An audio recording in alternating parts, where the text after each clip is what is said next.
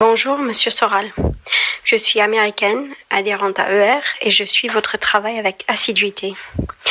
Nous observons depuis plus de 2 ans une grande différence entre l'Europe et les États-Unis dans la mise en place des lois exceptionnelles et d'urgence, dites sanitaires, ainsi que dans la réaction des peuples à ces injonctions. Pensez-vous que les États-Unis, notamment les États républicains, offrent une meilleure possibilité de résister contre le wokisme et le covidisme par rapport à l'Europe, grâce à une constitution forte qui, quoique mise en danger, permet une certaine protection des droits des citoyens américains? Quel est votre avis sur la potentielle évolution de la résistance à la doxa aux États-Unis en comparaison avec l'Europe? Merci beaucoup. Je salue cette adhérente américaine, c'est suffisamment rare pour le souligner. Alors oui, la question est bien posée. Donc on voit aujourd'hui qu'il y a une doxa mondialiste qui s'appelle effectivement l'idéologie woke avec son corollaire qui est la cancel culture, qui est la table rase, mais non pas la table rase des inégalités sociales comme le voulaient les socialistes authentiques, mais la table rase de tout ce qui a fait le génie occidental et la culture occidentale depuis la nuit des temps, ce qui est quand même beaucoup plus dangereux, c'est-à-dire que ça s'appelle un suicide civilisationnel. Voilà. Donc on a en fait aujourd'hui, je dirais, si je veux pas dire de bêtises, trois camps pour simplifier. On a la Russie qui a décidé de rompre avec ce que Poutine appelle très justement l'empire du mensonge et qui mène un combat idéologique et guerrier qui se passe aujourd'hui en Ukraine. On a aux États-Unis quelque chose qui a à voir avec une réactivation de la guerre de sécession, avec ce qu'on pourrait appeler la revanche du Sud, c'est-à-dire une guerre entre républicains derrière Trump, pour simplifier, qui veulent sortir de la doxa mondialiste face aux démocrates qui, eux, sont l'incarnation aujourd'hui jusqu'au bout de la dictature mondialiste par le woke et le cancel.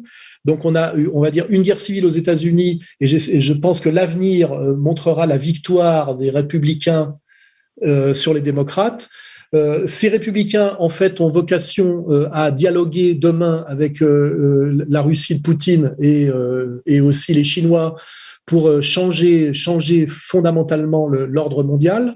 On en a déjà parlé tout à l'heure. Et malheureusement, au milieu de tout ça, nous avons l'Union européenne, qui n'a pas grand-chose à voir avec l'Europe des nations, dont les élites sont des traîtres patentés, qu'on appelle d'ailleurs des Young Global Leaders, c'est-à-dire des agents de l'État profond américain, dont la fonction aujourd'hui est d'envoyer leur nation et leur peuple au casse-pipe pour essayer de contrer la victoire inéluctable de Poutine et de l'alliance russo-chinoise, et de se sacrifier au service de l'État profond américain, comme d'ailleurs dans le temps, l'Empire anglais, quand il était l'Empire, avant que l'Empire ne mute aux États-Unis, poussait systématiquement les nations d'Europe, et notamment la nation française et allemande, à s'auto-détruire pour maintenir sa domination. Finalement, la stratégie de l'État profond américain aujourd'hui n'est que le prolongement de la stratégie de la perfide Albion, qui est, comment dirais-je, le pouvoir depuis Waterloo, et qui a donné la mise en place des 2 guerres mondiales. Voilà.